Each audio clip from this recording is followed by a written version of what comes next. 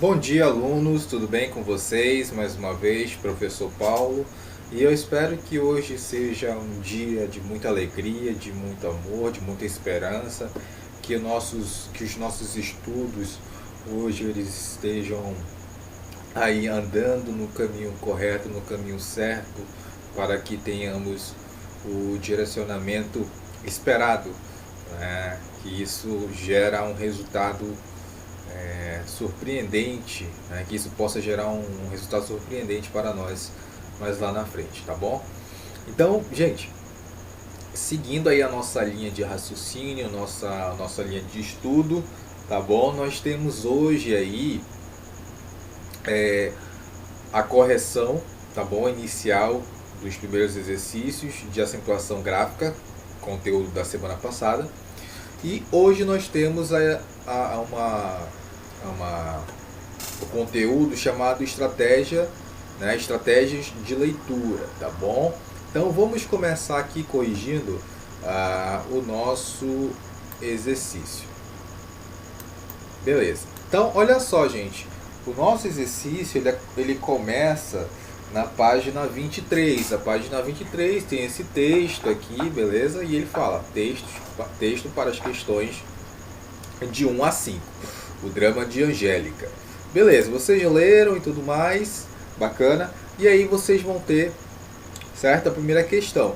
Ele quer saber o que, gente? O que significa, né? O que significa a palavra que está destacada na letra A, na letra B, letra C, letra D e letra E.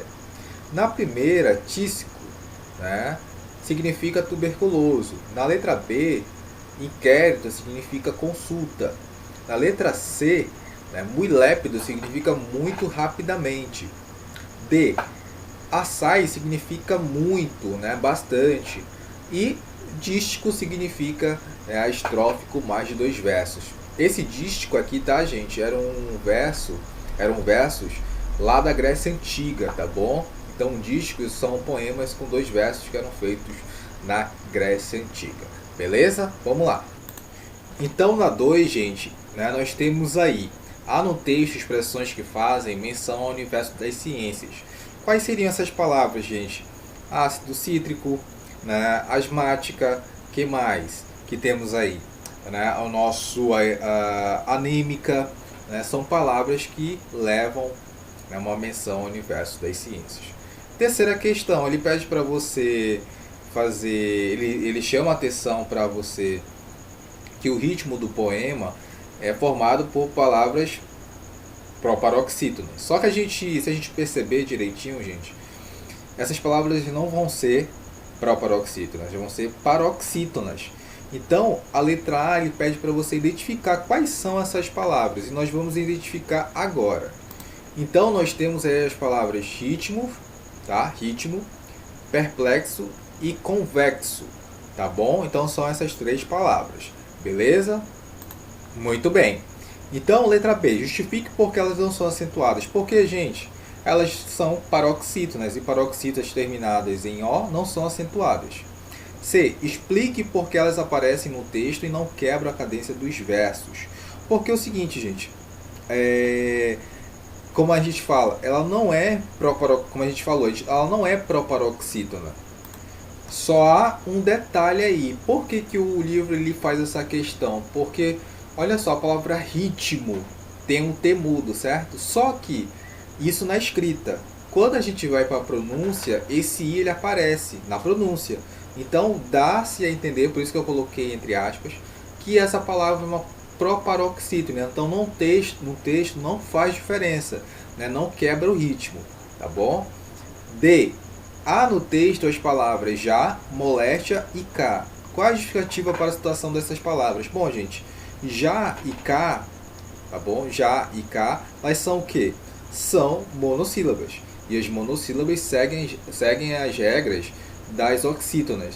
Então, as oxítonas são terminadas em A, E e O, são acentuadas. Então, como as monossílabas seguem as regras das oxítonas, então já e cá também são acentuadas. Moléstia é o seguinte, é uma paroxítona terminada em ditongo aberto, tá bom? Muito bem, bacana. Então, gente, a gente corrigiu aqui, né, algumas questões, a gente vai agora então, deixa eu só corrigir a 4. Há no início do texto uma passagem com clara função metalinguística dentro do contexto. Aponte-a, aqui ó.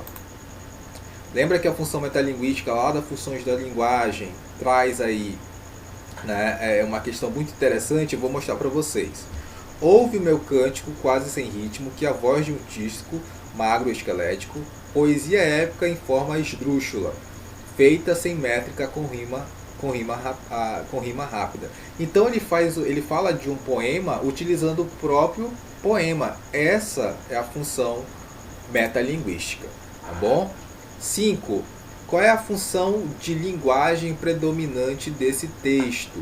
Bom, gente, a função de linguagem, qual é? Se é um poema, só pode ser o que, gente? Né? Que predomina aí a função poética, beleza? Bom, 6. Gente, ele fala o seguinte, isso aqui é importante. Os monossílabos átonos, o que são átonos? Aqueles que não têm força. Os tônicos são aqueles que têm força. Então, os átonos são aqueles que são aqueles pronunciados tão fracamente que na frase precisam apoiar-se no acento tônico de um vocábulo vizinho, formando, por assim dizer, uma sílaba deste. Então, o que ele está falando? Que o monossílabo átono ele precisa de alguém ali do lado para sobreviver. Então, a única alternativa que nós temos aí é, obviamente, a letra E, tá bom? Esse azinho é o que, gente? Esse azinho é o que? Esse azinho é uma preposição. Então, preposições, conjunções, interjeições serão sempre monossílabos, tá bom, gente? Então, por isso que nós temos aí a letra E, beleza? Vamos para o nosso conteúdo de hoje, então. Vamos lá? Então, vamos lá, gente. Nós temos aí na nossa página 36, o início do nosso capítulo 18, tá, gente? Peguem o livro de vocês aí, ó. Vocês vão ver, tá bom? Aí o capítulo 18, beleza? Então é o seguinte, texto e estratégias de leitura, beleza? Bacana. Professor, o que é texto e leitura? A gente não vai ler tudo não, tá? Porque é o seguinte, texto e leitura, gente, vocês viram naquela vez, até no ato comunicativo, que a gente precisa ter o emissor e receptor, né? Então, o texto ele vai trazer várias vozes. Como assim várias vozes? A voz, né, do escritor, do próprio escritor, a voz dos leitores, né, as referências de mundo, certo? Vão ter várias enunciações dentro do texto. Então, gente, a questão do texto ele é formado entre o autor, o leitor e o próprio texto, né? Tem que ter essa ligação de autor, leitor e o próprio texto, tá bom? Então, gente, sempre vai ter essa ligação. Professor, mas texto, né? O senhor está resumindo o que está aqui, né? Isso, exatamente. Texto, ele só é aquilo que é escrito, né? Quando eu escrevo, não, gente. O texto também ele pode ser falado, tá bom? O texto também ele pode ser uma imagem, né? Então, professor, eu consigo fazer uma imagem, uma placa, é um texto? É, porque ela atribui sentido, né? A pessoa que fez aquela placa, né, atribui um sentido, a placa é o sentido em si, e você está o quê? Olhando, você está atribuindo também sentido, né, àquela placa. Então você consegue, ali também é um texto, tá bom? O texto no seu sentido mais amplo, né, gestos, placas, imagens, né, a própria fala. Isso que eu estou fazendo aqui é um texto, só que é um texto que oral, tá bom? Então nós temos que nos permitir nesse conceito de texto. Texto é tudo aquilo, tá bom, que está inserido aí no nosso meio, tá bom? Com vários códigos, tá bom? Com várias formas de se transpor, de aparecer dentro da nossa sociedade. Bom, o que vocês conseguem observar por essa imagem aí, gente? Com certeza vocês já viram no livro de história, de artes, né, ali a pintura do Salvador Dalí, o que vocês conseguem observar?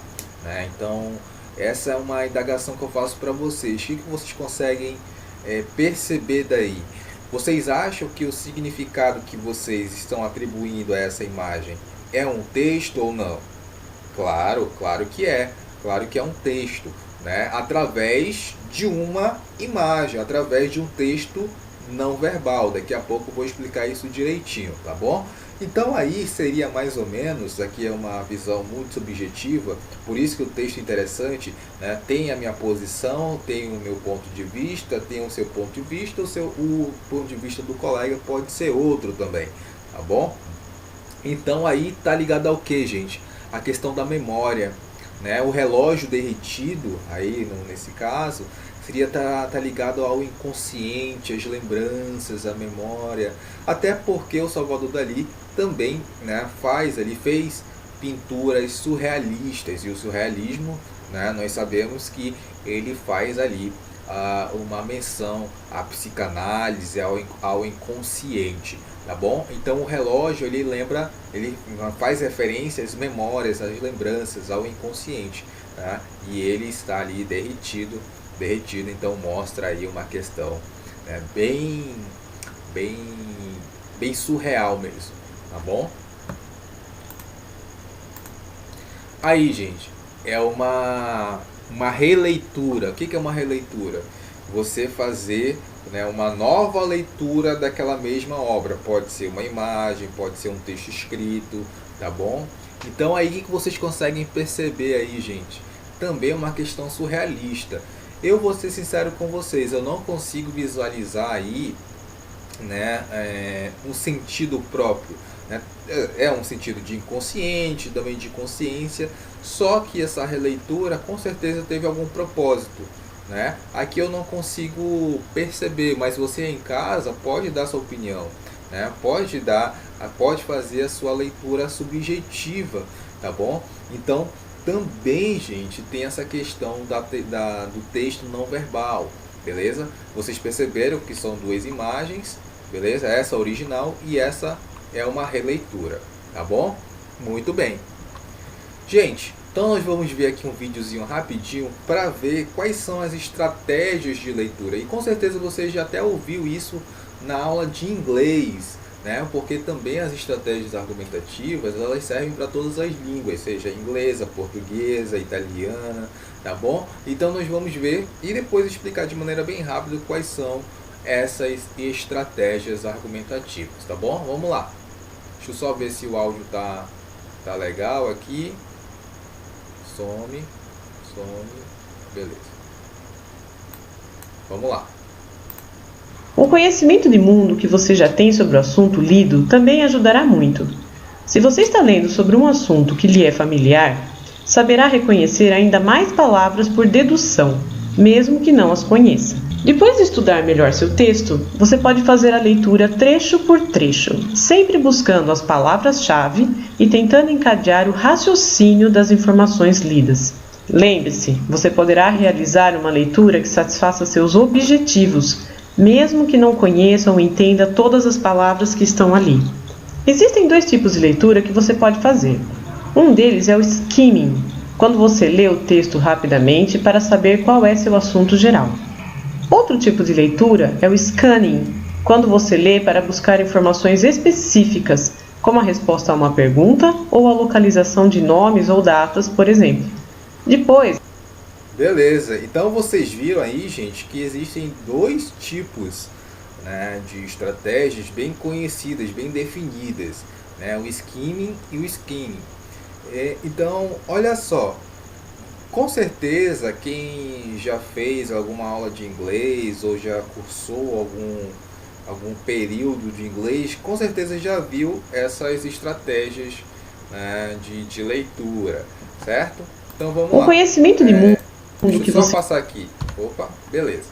Então, gente, claro, você não vai copiar tudo, né, gente? Você vai copiar o que tá marcado. Justamente eu já fiz isso para melhorar ali a sua dinâmica ao pegar o caderno, né, e tudo mais, beleza? Então, gente, o que é o skinning?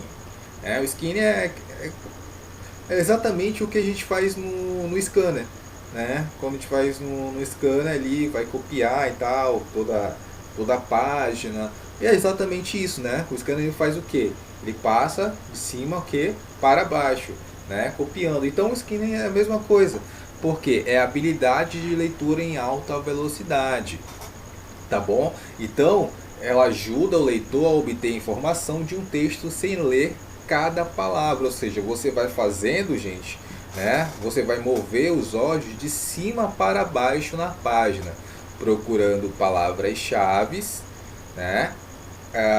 Palavras-chave, frases específicas ou ideias, tá bom, gente? Faltou acentozinho aqui, né? Específicas no i, beleza? Ou ideias, ou seja, você vai obviamente passar os olhos ali ao texto e buscar as informações principais, tá bom? E logo depois você faz o skimming, tá? O skimming, gente, é quando você identifica rapidamente a ideia principal, o sentido geral do texto, tá bom? Geralmente essa leitura ela é bem mais rápida, né? Você tem aí, gente, a questão mais abrangente, né? O skimming ele é mais abrangente, né? Ele exige um conhecimento, como está dizendo aqui, ó, exige o conhecimento de organização de texto, a percepção de dicas de vocabulário, habilidade para inferir ideias, tá bom? E outras habilidades de leitura mais avançadas, beleza? Vocês perceberam aqui, gente, alguma coisa relacionada à acentuação que nós vimos na aula anterior? Ideias, né? Ideias não é mais acentuado, então coloquei, né? Agora eu tirei para você justamente verificar, né, essa questão da acentuação também. E aqui, ó, se você percebeu, meus parabéns, tá bom? Aqui também específicas, né? O nosso acentinho aqui, porque é uma proparoxítona. Beleza, voltando ao nosso conteúdo. Então, né, o skimming, gente, ele tem aí algumas estratégias, tá bom? Que é ler o primeiro e último parágrafo usando títulos, sumários e outros organizadores na medida que leem a página ou a tela do monitor, né, a tela do computador. Você pode ler o título, subtítulo, cabeçalho, né, a própria ilustração ou ilustrações, tá bom? Então, gente, você deve considerar só a primeira sentença de cada parágrafo, para ser bem rápido, né? Para fazer essa leitura rápida aí, beleza? Bom, gente, então dentro do skimming, você deve fazer esses tópicos aqui. A seleção é o primeiro, porque você vai selecionar indícios úteis, né, que servem para você, desprezando os irrelevantes. Então as ideias secundárias, as ideias terciárias também você descarta. Antecipação ou predicação, né? Você prevê o que ainda está por vir com base em informações explícitas e em suposições, ou seja, informações que estão ali dentro do texto, estão implícitas. A inferência é ler o que não está escrito, ou seja, você vai fazer uma dedução. Vocês viram no vídeo que aquela palavra dedução a moça falou, a professora falou? Então, dedução é justamente isso. Você vai inferir informações que não estão, né, explícitas no texto. Beleza? E aí o conhecimento de mundo vale muito para isso. E, cara, isso no Enem, gente, isso aqui no Enem é primordial, tá? É primordial essa estratégia de leitura. A representação visual e análise da estrutura do texto, ou seja, por quê, gente? Você sabe qual é a característica de uma notícia, né? A forma de uma notícia. Você sabe como é a forma de uma bula. Então você não vai, né, obviamente, confundir os dois. Você já sabe mais ou menos qual é a forma de cada um. E a verificação, o último passo, por quê? Tornar possível o controle da eficácia das estratégias, ou seja, para ver se realmente está funcionando ou não aquele processo. Bom, tipos de linguagem, gente. Esses aí tipos de linguagem é bem fácil, por quê? Professor, eu preciso saber o quê? Você precisa saber o que é signo. Signos, gente, são os sinais, tá bom? São os sinais representativos que a gente conhece no nosso dia a dia, que a gente conhece na nossa sociedade, tá bom? Então, a linguagem, ela vai se dar por meio disso. E nós temos 3 tipos, tá bom? Ou 3 formas de linguagem. A primeira é a verbal, né, certo? Que é aquela que utiliza a língua oral ou escrita. Pode ser o texto escrito ou pode ser, né, aqui verbalizando mesmo. Beleza? Ok. Bacana. Vamos lá. Tirei aqui. Então, deu para entender aqui a questão do verbal, gente, da linguagem verbal? Beleza. Aqui um exemplo, né? Como eu falei para vocês, aqui um poema, só tem aí o texto escrito, então linguagem verbal. Bom, agora a linguagem não verbal, gente, é aquela que utiliza o quê? A música, utiliza ali um sinal, utiliza a dança, mas não utiliza a palavra, de hipótese alguma. Né? Então uma placa de trânsito, ela é uma linguagem não verbal. Né? Uma imagem, uma foto, ela é uma linguagem não verbal. Uma mímica ela é uma linguagem. Quando você está jogando imagem e ação, né? Com certeza vocês já jogaram imagem e ação. Ali você não pode falar, você só faz uma mímica, então, né, alguma representação. Então ali é uma linguagem não verbal. A pessoa tem que adivinhar, tem que saber o que você está fazendo apenas pelo gesto, pela mímica. Tá bom? Olha só, então aí nós temos, né, a placa, o sinal de trânsito, que indica, a gente sabe que o verde é quando você pode passar, o amarelo a atenção e o vermelho para você parar, né? Beleza, e aí nós temos também essa imagem de, né, amarelo com um homem trabalhando, indicando que ali possui, né, uma obra, que possui homens trabalhando. E aqui, quando tem animais, né, na estrada e tudo mais. Beleza? E aí outras imagens. Bacana. Gesto e cultura. Certo? Olha só. Aqui acabou, né? Acabou. Então, nós temos aí esse gesto. E aqui perfeito, certo? Para algumas comunidades isso significa perfeito. Então também é uma linguagem não verbal. E a linguagem verbo-visual, né, gente? É aquela que utiliza as duas, né? Une a verbal e a não verbal, tá bom? Vou dar um exemplo aqui para vocês. Ó, isso daqui é um exemplo de linguagem verbal, né? De linguagem verbo-visual, que utiliza tanto a linguagem verbal como a não verbal. Gente, então charges, né, elas vão utilizar ali, né, esse tipo de linguagem verbo-visual.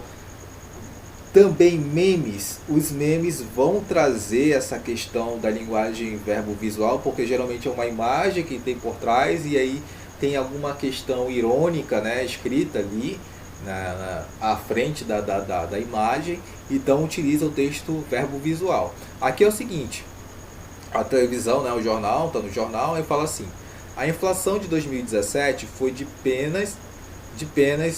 apenas 2,89%. Aí tem todos esses lembretes aqui. Energia 55%, gás 70%, energia 55%, plano de saúde 16%, remédio 120%. E aí o rapaz, né, o senhor, ele reclama: mas onde? Sem o prato de comida, sem a comida aqui no seu prato. Então mostra aí uma crítica social bem acentuada, tá bom? Utilizando a imagem como também o texto escrito. Beleza, gente, eu vou passar para vocês aí, anotem aí no caderno de vocês as páginas 30 a 45, tá bom? Vocês vão fazer a hora do estudo, tá bom? Que é relativo aí à unidade 17 ainda, tá bom? Que vai da página 30 até a página, deixa eu só verificar aqui, até a página 35, tá bom? 30 a 35. E depois você vai começar o exercício sobre texto e estratégias de texto, tá bom? Estratégias de leitura, tá bom? Que começa aí na página 37. Tanto que eu vou resolver alguns exercícios com vocês. Bom, mas antes disso eu quero falar aqui, né, que esse ano a gente vai ler aí, gente, o Milton Ratum, terceiro ano, né, em literatura, a gente vai ler o Milton Ratum. Não vai ser Dois Irmãos, né? O livro que nós vamos ler vai ser Cinzas do Norte. Então, também bem legal né, esse livro, ok? Muito bem. E em relação ao nosso paradidático, que eu vou passar o trabalho para vocês, né, na próxima aula, o que acontece? Na próxima aula, que eu digo, na próxima aula de literatura, tá bom?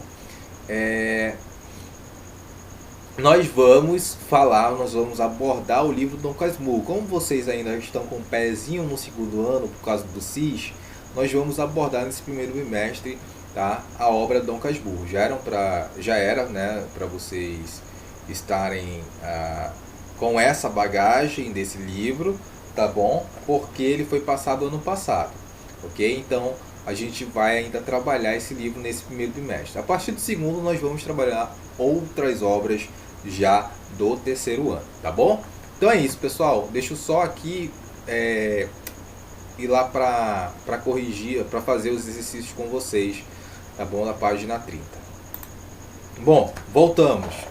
Olha só, nós temos aí a questão 1 na página 30, tá? Que é o seguinte: nós temos esse texto, poema em linha reta, certo? Bacana. Que é do Fernando Pessoa. Vocês viram que é um poema. Então, gente, o que acontece? No texto predomina a função da linguagem, o quê? Emotiva, tá bom? Olha só, pessoal, presta bem atenção. Aqui, em momento algum, aparece poética.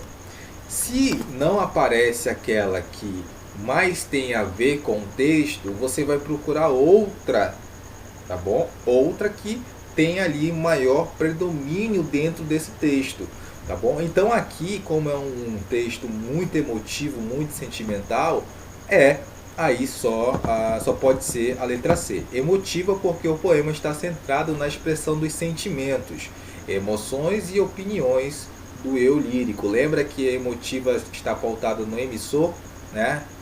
A quem fala? Beleza. Página 31. Questão 2. Aqui tem uma charge que eu não estou enxergando. Ah, tá. Estou enxergando sim. Ela fala assim: acabou a bateria do meu celular.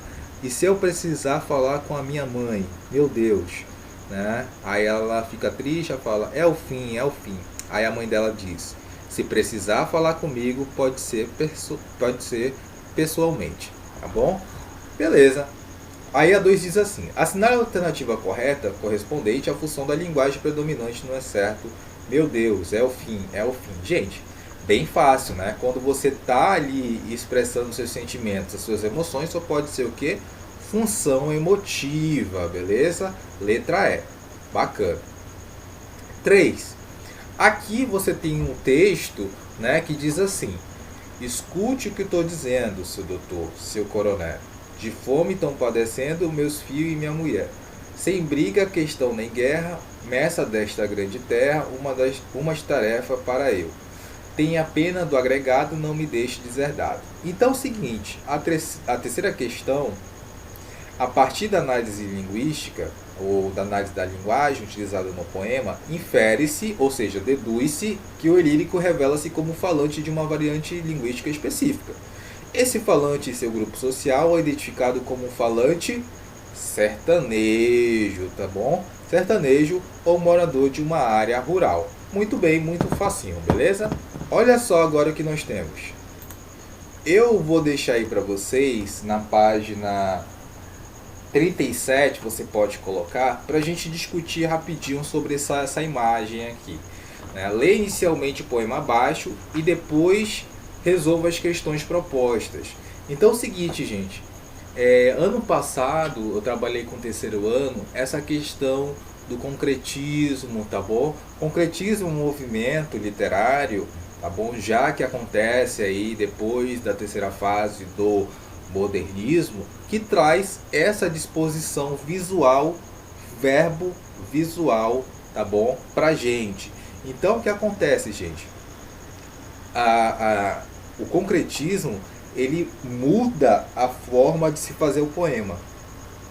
Ele utiliza todo o espaço, né, da página, né, ele utiliza todo o espaço, ele utiliza de forma que não é tão formalizada assim, tão padrão assim, né, pode ser utilizado de qualquer maneira dependendo do autor, ele pode, né, colocar de maneira mais paralela, mais diagonal, né? Aqui nesse caso ele colocou de uma maneira mais horizontal, beleza? Então olha só, sempre ceder, sem preceder, sempre ferir, sem preferir, sempre sumir, sem presumir, sempre ver, sem prever. Então você vê que tem um jogo de palavras, você vê que tem um jogo de imagens, né? E tem, obviamente, né, um jogo verbo visual. Então a partir disso vocês vão responder essas questões, as questões, tá bom, que eu falei lá no vídeo, ok? Então é isso, gente. Eu espero que vocês tenham entendido. Eu não vou revelar, não vou responder com vocês vocês mesmos vão responder, tá bom?